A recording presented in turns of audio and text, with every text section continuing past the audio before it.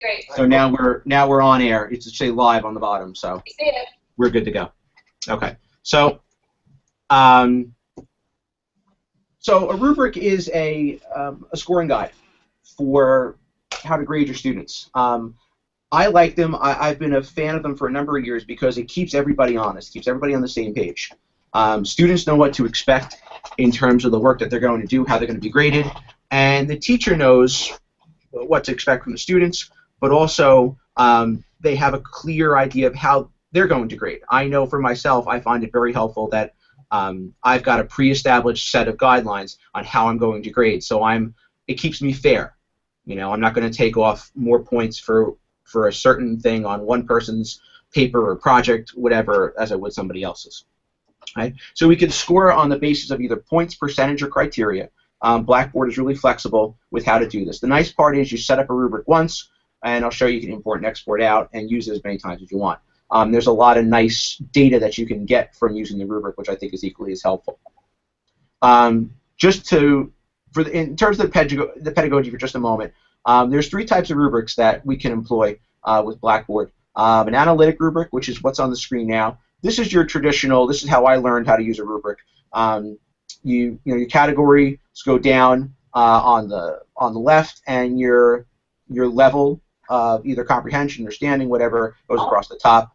Go ahead. Al, your screen right now just shows the PowerPoint, but the PowerPoint presentation hasn't started yet. Well, that's interesting. Okay. The header slide only. There we go. Now I see the 3rd slide. So let's do this. Let's do present to everyone, and let's do. Can you move your mouse a little bit? Okay, I see. Hang on.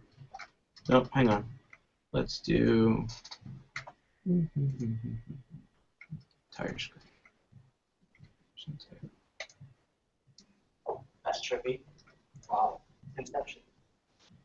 Did that stop? All right, I can see your mouse. I can see your screen. You see the analytic rubric? Yes. Yep. Okay. Let me know if it doesn't advance. So anyway, this is the type of rubric where you would write, you try and provide a description. For example, quality information, what's advanced proficient all the way to pre-emerging. I never really was a fan of this because I was writing, well, what could you do to earn a minimal grade? For example, information has little or nothing to do with the main topic. So it was almost a guideline for a student to do the minimal amount of work. So it's okay, but I'm not a big fan. Some people are, but this is certainly one way you can structure a rubric. Now, did you see the new slide? Yes. Okay. A holistic rubric is is just that. So I've got an example here that's 3 categories. So if you're an excellent researcher, you've done all these different things. If you're a good researcher, so it doesn't focus specifically on a certain task. It's more overall. You did this very well. You were good, poor, whatever. And I know certainly in the K-12 environment where I am, we don't kind of use words like poor and bad and stuff like that. We try to be as positive as possible. So that's the holistic rubric. The next one, this is my kind of personal favorite. It's a single point rubric, and this is one I actually use for an assessment that I use at St. Peter's. So I've got my criteria on the left-hand side and number of points. So for example, content. Here's what I look for as to get 20 points in content. You would, student took many of his or her observations and expanded them in great detail. And then I would certainly comment on that. If it didn't warrant full credit, I would comment, why it didn't deserve full credit, and so forth. So these are the criteria that I'm going to grade on, how many points it's worth, and then certainly, like I said, if you don't get the full credit, this is why you didn't get the full credit based on these certain criteria. So if something, for the visuals, for example, so if you didn't provide pictures of your classroom environment, or you took one, it was of the ceiling, you might not get all 10 points, but you're not going to get penalized in any other area for those visuals. Okay, so I like it because the students know ahead of time this is how they're going to be graded. There's no, there's no surprises, in terms of what I expect and then what they have to work on. Okay, so these are the 3 types, and you could use any one you want with Blackboard rubrics. You can associate a rubric with multiple assessments in Blackboard. So any assignment that you put out there and you request either a submission from the student in either Word, PowerPoint, Excel, PDF formats. If they post something in the content editor, so they write something in there directly, you can grade that with a rubric. Blogs, journals, discussion board forums, and threads. So if you like to put stuff out there and have the class respond to it in a threaded type of format, you can score that on a rubric. Wikis and test questions. So if you give a test through Blackboard, you can grade essays, short answer questions, and anything that's uploaded. So there's a lot of variety, a lot of things that you can grade with a rubric. It's not just one particular assessment, which is helpful. I use it for right now in the Ed Sci class. I've got 2 different assignments. I have the students going out and doing an observation of a class, and I've got a rubric for that. And they're doing a webinar on a learning disability, and I've got a separate rubric for that. Right? So it's, again, it's clear cut, but doesn't matter what the submission is. The webinar is just a link that they send me, so that's fine. They put it in the content editor. I can then grade that based on the rubric, as long as something is submitted. You can't use the rubric unless something is submitted. That's the key. Right? So creating the rubric is pretty straightforward. And then once I'm done with the slides, I'll go back and I'll walk through a little bit. But in the course tools, you've got the rubric option, and what I can do is I can create as many rows and columns as I want. I can structure it how I want it. I can make it one like criteria based. I can make it holistic, analytic, doesn't matter. So I could do a points, percentage, criteria. So exactly what I said before. This is how I lay it out. So I'll lay out the rubric first. And I think this is probably the most time-consuming piece, because you need to, what type of rubric I'm going to use, what's going to be the exact criteria, how do I want to word it, how many points do I want to assign for each particular criteria. So once you get through all that, that's the biggest part. So at least in my eyes. And then once you put it together, even if you type it in Word, you copy and paste it in here, that's not a big deal. But I think the biggest factor is just getting all your information together. So these are the 5 types of Blackboard rubrics you can employ. You could use one just for feedback. So maybe you're having students submit a draft of a paper or any type of assessment. You don't have to assign points to it. You could use a single point value for each level or criteria. So you might have 6 different criteria on a point scale of 1 to 6 for each criteria. So from going, let's say, from left to right, where 6 is the best and 1 is the worst. So each box gets a point value. Each box would get a point range. So you could have a range of points. So the first box is worth between 16 and 20 points. The next box is worth between 11 and 15, and so forth. And then you can do the same thing for percentages. So you can weight equally, or you could weight unequally, depending on your criteria. It's like I said, the biggest thing is trying to design the rubric to match what you're trying to assess. The key is, well, what am I trying to assess? What are the key criteria? What's the key performance indicators that I want to be able to measure based on what these students are doing? Okay? And then that will drive, well, what type of rubric am I going to design, and what criteria do I want to employ for the students. So when you go to grade work in the Grade Center, students submit their work, and they've got, what you'll see in the Grade Center is the exclamation point, the white exclamation point with the green circle in the Grade Center. So when you click on the attempt, you'll get this screen. That's be on the right-hand side. And you notice where I have the arrow, there's a little, it says observation assignment rubric, and there's that little button. I like to pop out the rubric. You can grade it right in the same window. I like to pop it into its own window, especially if I want to tab back and forth or have that open as well as the paper at the same time. So this is 3 criteria that I took from an assessment that I use. So the first one, the content, is, as I said before, a student took many of his or her observations and expanded them in great detail. My feedback was your content was fine. You expand on your ideas, provide good examples. Okay, so I can provide direct feedback to each one of those criteria individually. It's not like it's all at the end, which I could do, but I like employing this method because this way, the visuals, I like that. Here's why I liked it, or here's why I didn't like it. It's not potentially all going to be positive. There might be some criticism or constructive criticism in there in terms of why I gave you the score that you did in this particular area. I find certainly with online grading. I'm sorry. Is there a question? No. Oh, okay. I find that I am much more detailed in my grading than I would if I took paper. Because if it's on paper, then I have to write, and my handwriting is terrible, and then I have to, everyone's going to ask me, what did you write here? What does this mean? Here it's pretty clear, and I think I am much more of a detailed grader when I grade in this fashion as opposed to if I take it on paper. So, and again, I can comment as little or as much as I want in terms of the specific criteria, and there could be as many criteria as you want. So here's overall feedback, and I like to provide this as well. Even if the paper or the assessment is perfect, it's met all the criteria.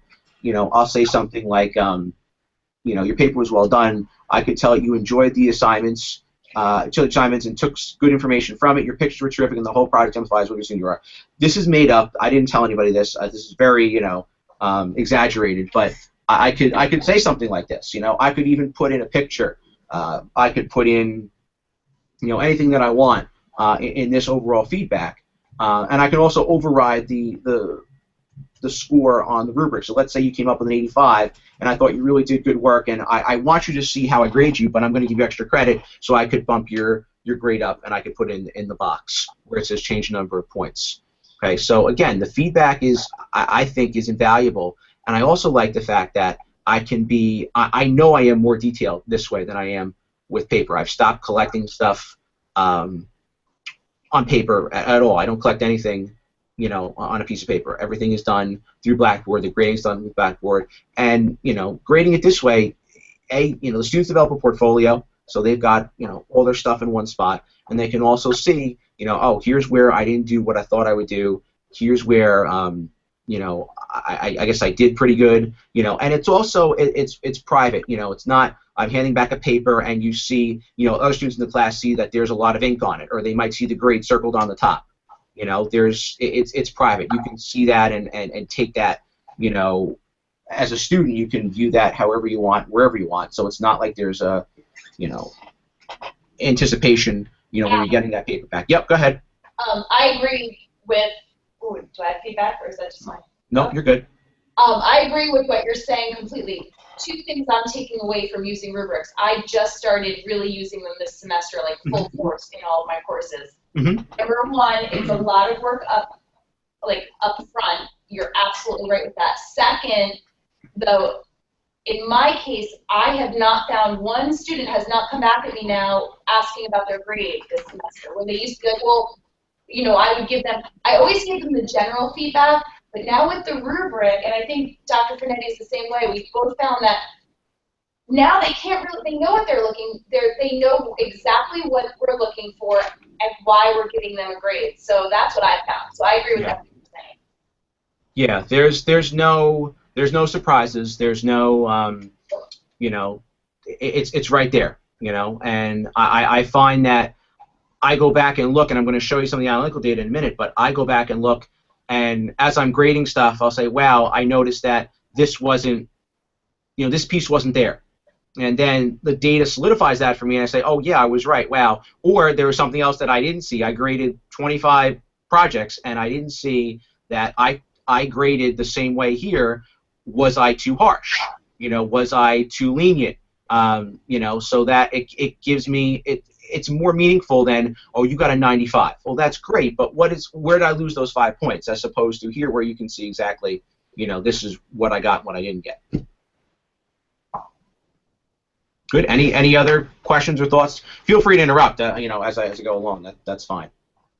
One of the things I really like about using the rubrics here is it's not just based on the points. I mean, points per column, points per row. There's also some feature I really like, and I talked to Michael's point range. You can specify any number between set numbers to give to your student. For example, if they have like the highest, but you know, you want to give them a little bit of points off or a little bit more points than normal, you can do that within that specific rubric set.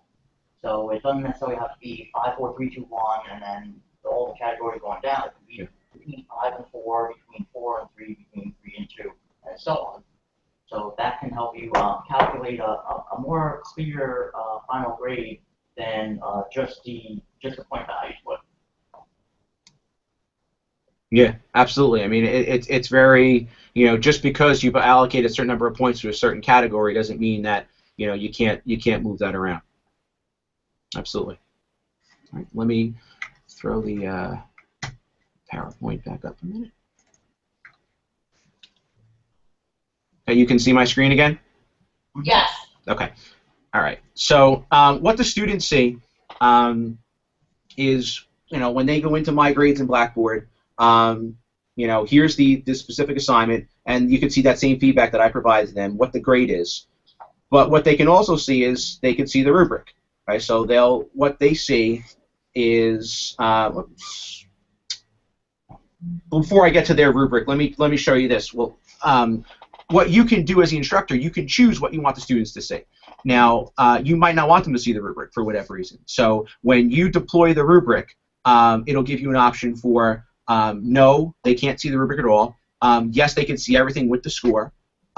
Yes, they can see it without the score. Or they can see it after all submissions have been graded. I will then release it. Now, depending on what it is, you know, that'll dictate, you know, what you want them to see, when you want them to see it. If we're going to do it right, you know, I say let them see it all. Let them see it all ahead of time. Let them see it on the first day of class, so you know exactly what you're walking into.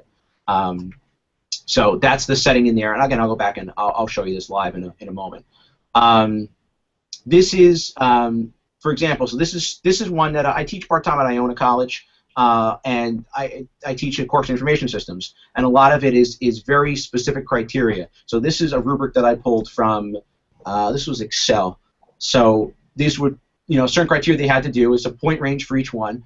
And notice how I have, for example, formula is create a formula in column D, days on market, here's the formula. I don't show this to the students until they've all been collected and graded, because otherwise there's the answer. Okay, so they still see how they're graded, but part of it is, and they're doing this work independently, I'm assessing them on that work. I don't show this to them until they're done. But it still gives them an idea of, you know, how they've been graded, and I'm grading everybody on the, you know, the same categories. It's just that I don't show this to them. The St. Peter's students, they see their stuff, you know, the rubrics right away. I don't hide that stuff. I show it to them from the first night. So you can see what excuse me, what rubrics you have associated with what assignments. So here I'm looking at the observation assignment rubric, and I see that that's aligned with the observation assignment. I could have a rubric aligned with multiple assignments. Okay, so maybe I have, I know in the Department of Education we've got a couple standardized rubrics, a lesson plan, for example, and maybe I have my students write, you know, 4 or 5, so I can use that same rubric, and I can score them on those, you know, multiple projects, and then look as a whole and see how they've done, you know, they've done across the board, how they did from start to finish. It's a really nice tool. This is what I really like. It's the rubric evaluation report. This is to me is invaluable, because this gives me a statistical breakdown of my areas, and then average scores. So in this case, and I think I forget which one I pulled this one from. This was from last semester. So I've got 5 categories on the left. This is how they were graded. They are each worth 20 points. That's the red bar. And then I've got the actual average scores per criteria. So I noticed, you know, for the most part, everyone did pretty well. You know, there wasn't an area that was troubling to me. Was I too lenient on presentation? Perhaps. You know, or was I?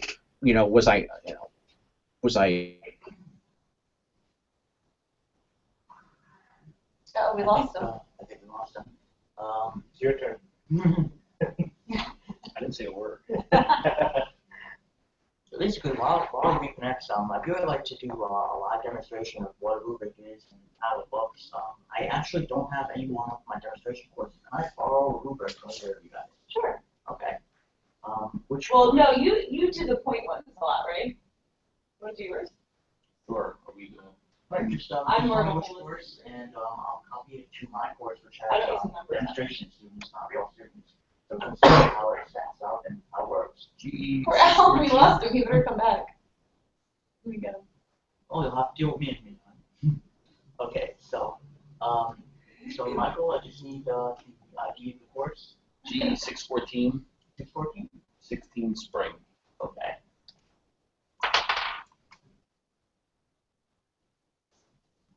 I created all of these for like the higher ed course.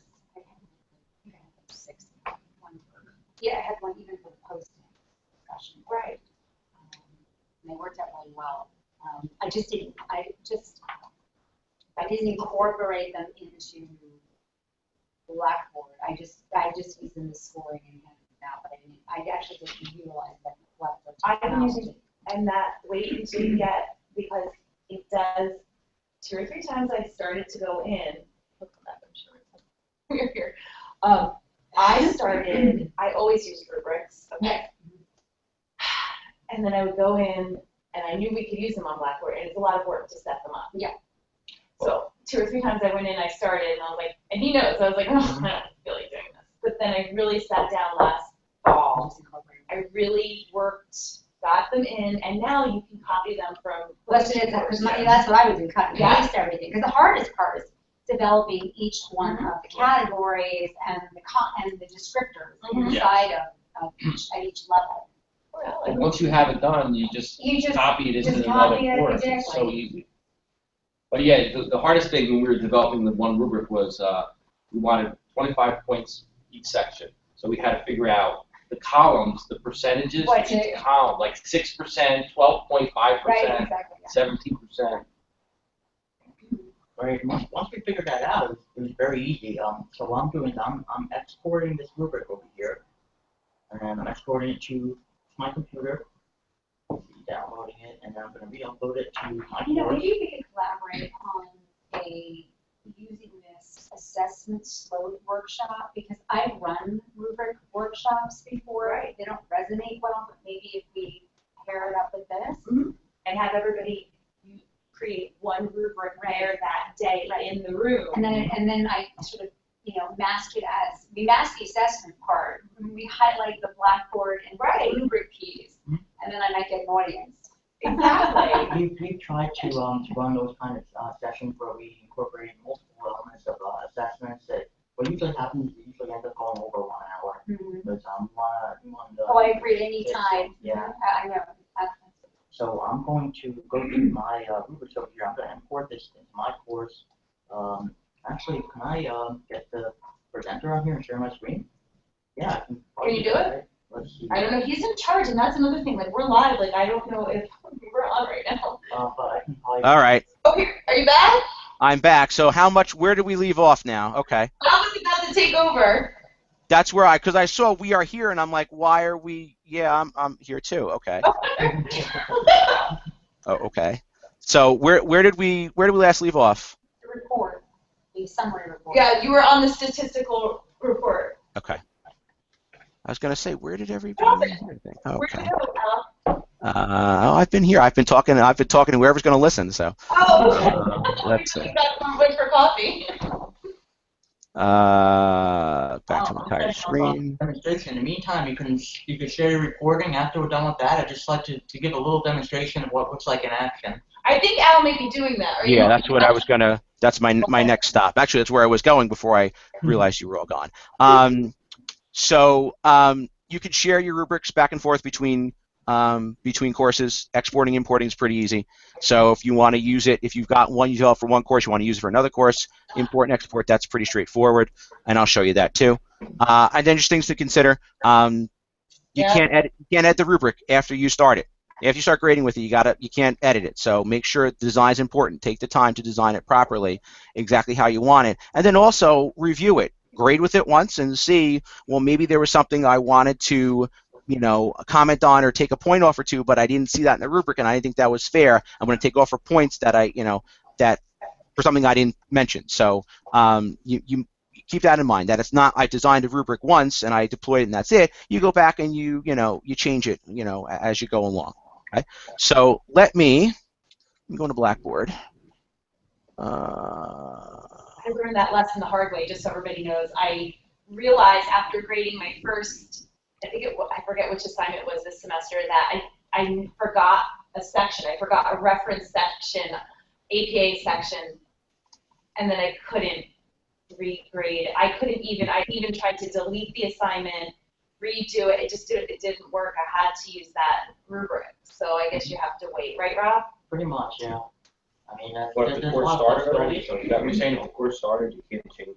It could be associated with that assignment. If you took it that assignment and you've already started grading with that assignment. Oh. Yeah. So what do you suggest I would do? Like, what could I have done? Like, completely delete the assignment? Let's see, well, if people are already doing their assignment, you can't completely delete it anyway. Once somebody starts submitting their assignment, some of the flexibility goes away because you have active grades in there. Yeah. Okay. Well, moving on. Sorry, Al. I didn't No, it's all right. No, absolutely. I learned it, and it was frustrating. Okay. You can all see my my Blackboard. Yes. Okay. It's very, very small, though. You need to zoom in. Okay. So let me show you first under Course Tools. If you can Still more? Wow. Okay. Zoom out a little bit. A little bit too much. Okay, I think that's good, right? Is everybody okay with that? Good. So here under Rubrics, I know when Blackboard went up to version 9, by default this was turned off. So I had to I sent some screenshots to the help desk and said, I need you to turn this on. Here's where to do it. Because I'm a Bergen Catholic, we're a Blackboard school. I knew it wasn't there, and this is something that I relied on. So, but in any case, so here it is. You could create a rubric here, and creating it is pretty straightforward. Give it a name, and like I said, you can choose points, percent, whatever. Add columns, delete columns. Whatever you want to, however you want to. You want to balance it. You want to weight it your own way. Whatever you want to do. Let me show you. This is one that I have in use. This is the Learn Disabilities one. I'll make this bigger. Okay, so this is the one that I've already got that's in use. So if I want to go in and edit this, I don't think anybody has submitted an assignment for this yet because they're still a little afraid of this one.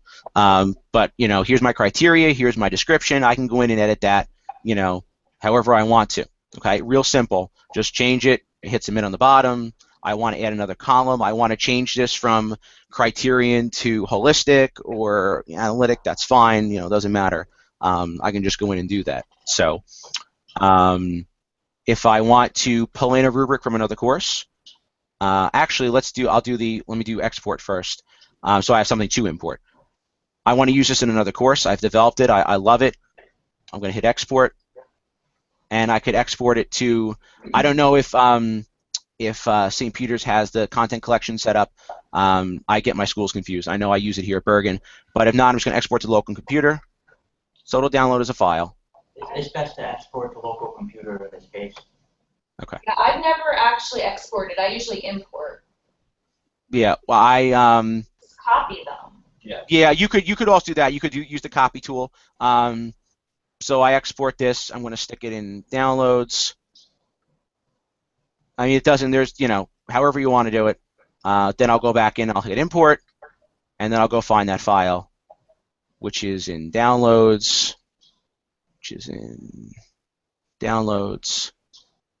And then I'll just import it right back up, okay, to a different class. So you could do that. You could employ the copy tool if you want to. You could copy it to a different course. You can make a copy for yourself. Whatever you want to do. Okay, but the point is that you create it once, and then you could always move it forward and use the same one again if you want to. Al, do you think you could just take us through just so that other people here who haven't done it, would you able to just create a rubric, go through each step? Sure. Yeah, I think we might need to make this bigger because I can't see the whole. We can't see the whole screen. Yeah, I know. I made it so big that I'm guessing how much you can see and how much you can't. So. We'll do test rubric. Okay. So description, rubric used for Whatever. General. okay. So then I'm going to, choose my design. So I might say I want to do points. I want to do 1 point per box. Okay. So and let's make another criteria here. Let's add another criteria. So we're going to add a row on the bottom here. It generally defaults to 3 by 3. Mm-hmm. So I'll just call this criteria 4. So I've got these 4, and I'm going to say, this is super good, and this is, let's say this is worth 20 points. And I'm going to jump in too, just because, have you used Rubistar? Do you use Rubistar? Yeah. Me? Yeah, do you? Have you used it? I have. It's depends. Like for some stuff, I find that it's helpful. I might use that as a stepping stone and pull some information from there and then create my own. But some of the stuff I find that it's there's nothing out there for some of the projects that I create. Right, exactly. That's what I ended up doing was what you just said was I created it using Rubistar, all of my rubrics. Then I used Microsoft Word, cut and paste all the verbiage back into these rubrics. And kind of built it around that way. Yeah, you could do that. I mean, on the points like you've done. Yeah, there's a ton of stuff online. If you're looking for a rubric for grading, whatever. I might go out because I generally get stuck over here. Like I get super good, and this is good, average, not bad. But down here, like the bottom level is where I get stuck trying to write something for this is Right, and that's where Rubistar really helps me because it gives me like all of that, the middle stuff. That kind of gives you that general idea of what you're looking for. So I get it. Yeah. So the first column is going to be novice, competent, proficient. That's usually not the way that we have it. We usually have the most advanced to the least advanced in that order. So these can always be renamed. So I'll just say highest level, medium, not so good. Okay. So, and I'm of course I'm in jest, but it's kind of in this day and age, this might be the most difficult thing you do is how do I word these so that again it's not if I have to grade somebody on the far right here, how do I word that so that it's not totally crushing, this does give the opportunity to say, well, this is what you did good on this particular assessment, and here's what you didn't do good. But it is tough. I have a difficult time. How do I write? Well, this is really you kind of did the bare minimum, or in some cases you left something out. So that's what I struggle with. But again, I'll look online and I might use get some ideas, research. Like the rubric I wrote for the webinar. I found 1 or 2 other people that actually, on the planet that do this kind of assignment that have their students create a webinar or a webcast. So I looked at that stuff to kind of get some ideas of the criteria, and then I shaped the actual, the descriptions based on, about what I found. So, so I'll fill in all these boxes. I might say this is 20 points. This is 10 points. I'm not going to say this is 0. I might give you 5 points for, for not so bad. Now, organization might be really important. So I might make this 40 points, and I might make this 20 points, and even if you do okay, not so good could get you 10 points. So this one's going to force me to choose a box. I can't, I can't change I can't make the range. I could say I want this to be a points range, where I could say the highest level, is from, let's say 16 to 20. This might be from 6 to 15, and this might be from 0 to 5. So I've still got the opportunity to give some points for not so good, but with a range, I could potentially give a 0 if I have to. Okay? So I'm just going to create my rubric. I'll fill in all the boxes, and when I'm done, I'm just going to hit submit on the bottom, and voila! Now I've got my rubric. It's done. Okay. So now it's done. So now I have to just make an assignment. And let's let's see. I'll do an assignment that I'm going to collect. Al, the area that you went to create your rubric, where's that located? It's under Course Tools right here. Down on the left. On the left, and it's Rubrics. Now that's the repository for all rubrics in your course. So if you create a rubric, you can also create it within an assignment too. And within Yes. I think you'll actually see an area where you can create a rubric or assign a rubric. Yeah, right here. You could do this. You could do the same thing. You know, if you want to create them there, you want to create them in the context of the assignment, you can create a new rubric there. You know, my mindset is that if I ever use it again, I put it in the repository, but you know, that's up to your design possibilities and up to your imagination. So here's my assignment. It might be final project, instructions to the student. I always like to give things a due date because they see that on my grades. They'll see when stuff is due. So I might say this is due next week, and then I'm going to add my rubric that I just created. I'm going to find my test rubric, and can I see, Blackboard wants to match the total points on the rubric to the assignment, which I'm going to say yes, so it adds 20 points. I didn't fill out the whole thing. And now here's where I have, do I want to show it to students? And I'm going to say yes, show it with the rubric scores. So they'll see that as soon as I put this up. That's it. Okay, so now they've got a clear understanding right from the get-go of what is expected of them. What they have to do. Great. Can I just ask how this works with the total grading outcomes? I mean, if you're assigning points, how does it get integrated into the total grading scheme for the course? Oh, okay. So I made my assignment, and let me let me think. Let me go. You know what? Let me change courses for a moment. Let me go to the distance learning so I don't show the actual grades on YouTube. So in the grading center, let's say I've created my assignment.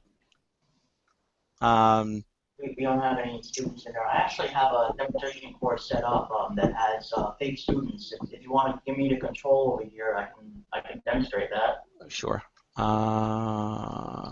Actually, what I will do. To the assignment, like whatever criteria you give for the assignment in terms of the course, right? And then that's what I'm asking. Yeah. So you have to build that into the assignment. Go right ahead. So you guys, let's see. You should on the left there, the white right arrow with the screen share. There you go. Which means I need to unmute myself. We need to. Sorry. We need to unmute my computer and you now so that we see. What, we need this computer? Mute this? Here we go. Okay. You're good? Yes. Okay. And mine. Mute this. Yeah, that needs to be. No?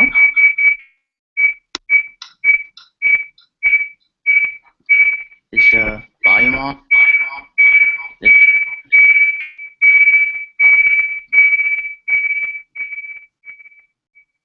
There we go. Okay. Right. So basically, what we're seeing right now is how do we get mine on the screen? I have a screen sharing on. Is this you here? It says I am screen sharing. Oh yes, you have to click on me. Okay. Click on you right there. Okay.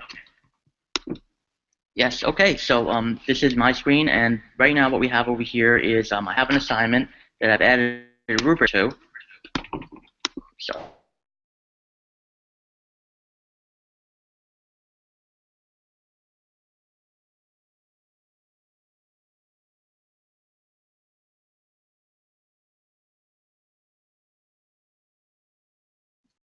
I lost your screen, Rob.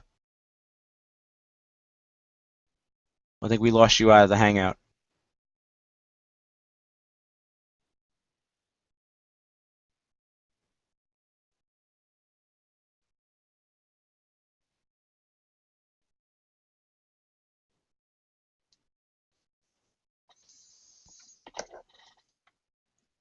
There we go. All right. Let me give it right back to you. Hold on.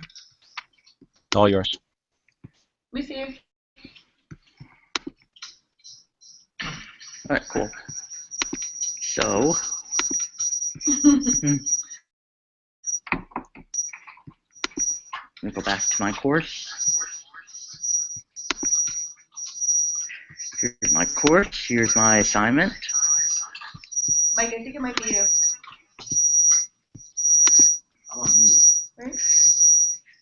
Can we turn the, I think it's on the TV.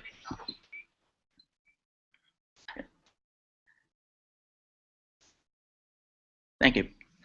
Okay, so my course over here, you can see that I've added a rubric already. It's I have it used for secondary evaluation. Right, I've done that too. You can also use it for main grading, but basically it gives you a choice at the end whether you want to use the rubric or you want to enter your regular score. So, and I have it shown to students over here, so you can see that on the screen. So what I'm going to do is I'm going to submit this. Then I'm going to go into this assignment as a student. So here's my student preview. Here's my 500-word essay. And I have this shown to students so they can see the rubric over here right under the points possible.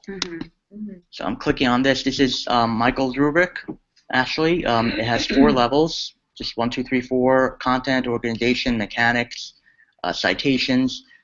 The 4 sections add up to 100%, so the highest that a student could possibly get in this is 100%. And that's if they get perfect 4 in everything. Right, and this is what the student sees, of course. I'm just going to exit now. And I'm going to just type in a little something over here. Submit that.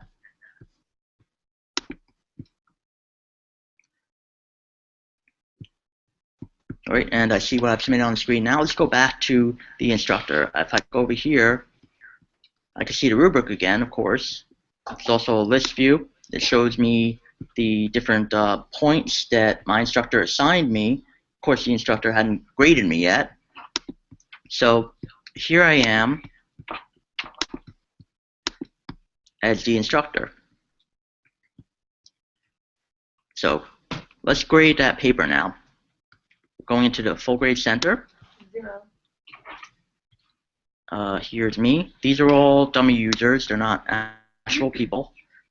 Here's my writing assignment. You can see it's needs grading, so I'm going to grade the attempt. Have a good day, Mike. Thank you for the rubric. All right, so as the instructor, I can see the save sign or something else, the submission test. If you click right over here, you see the rubric. This is the inline grading version, and this is the little pop-up window that I was talking about. If you click the pop-up window, here is how you determine, and this is basically just points. It's in the point range, but it's points. So you can, go over here and say, okay, they got 4 points on content. They got 2 points on this one over here, organization. I'm just going to scroll down a little bit. 3 points on mechanics. You can leave your feedback for each individual one. 1 point on this. Leave overall feedback, and this is the raw total. This will display how many points the student got on the assignment. Now, when you save it, that information goes to the attempt over here. Now, this is where you would normally put in the grade when you're grading an assignment. But the rubric will do that for you, so it'll bring that information over. And of course, you can edit this at any point later on once you. Okay. And then you can change that at the end if you wanted to. So let's say I want to give them a 65 because they're just, they're feel like it's. Yeah, exactly. Now, there's also another way to do it besides the pop-up. I like this way. This is an inline kind of thing. You see it right over there. So you can say, okay, 3, 4 in organization. It's very simple, but you can also click to show the descriptions of each. So I can see, oh, this is the 4, this is the 3, this is the 2, and I can still leave feedback through here too, but this is just, it lets you compress so you can see all that stuff right away. If this was a points range, then you'd be able to select a value in between those 2 values, in between 3 and 4, in between 2 and 3, and so on. So But basically, this assignment in total Mhm. has a weight towards a total grade.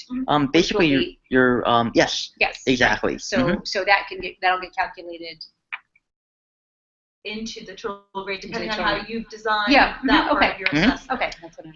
Exactly, and then once I'm done, I click Save Rubric. That information goes to the top over here, and I can choose to submit the grade if I want. And a good answer to that also is, I mean, you could truly make this like a discussion board based on 10 points, or, you know, it depends on what you design. It's all up to the instructor as to how you design your rubric and your assignment. Now I'm going back into my assignment over here, and I can't actually see over here what my professor gave me. Is that because it was set up that way? Right, Okay. exactly. So the Is it student can quiz? see the rubric itself, but they can't Extra see the line. breakdown of the rubric, except, yeah, they can see the grades they got, of course. Okay. Okay, Al, back to you. All right, so we're gonna switch back to presenter. Stop sharing. Thank And how do I make the presenter? I got it. How do I switch to presenter? I just did. Thank you very much for attending. Oh, yes, sorry. I need that. How do I switch to presenter? Oh, yes. There we go. Okay. All right, Al, are you the presenter again? I can make. We're just. I don't have anything Unmute more him, to. I'll mute myself. I don't have anything more to show, so it's just kind of it's floating back and forth. I'll lock it on me just for now. So, you know, that's it. The nice part, like I said about it, is that I think it really it allows me to be a better grader. It allows, you know, certainly for more detail when I grade. You know, the biggest part's design. It's laying it out, making sure that it's, you know, you have it right. But once you do that, then you're in good shape. It's something you can use, you know, over and over again. You could, you know, just change the design, whatever you want to do. But I certainly think it's you know, it's helpful. You know, the other thing, for what it's worth, as an aside, you know, I could have rushed down to Jersey City, you know, to make 3:30. I'm in northern Bergen County right now, and this is just as nice of a way to do PD as it is if I was there in person. You know, I think it's the design. Looking at that room is ideal for what we're doing. This is, you know, it makes, you know, doing, at least from my standpoint, I wouldn't mind doing this all the time. You know, I'll sit here in you know, my office, which, yes, it's, you know, it's not as messy as what's behind me, but you know, this is ideal for doing this kind of stuff. So, you know, definitely thank you for having me. Definitely worthwhile to do, and certainly I'll come back and do it again.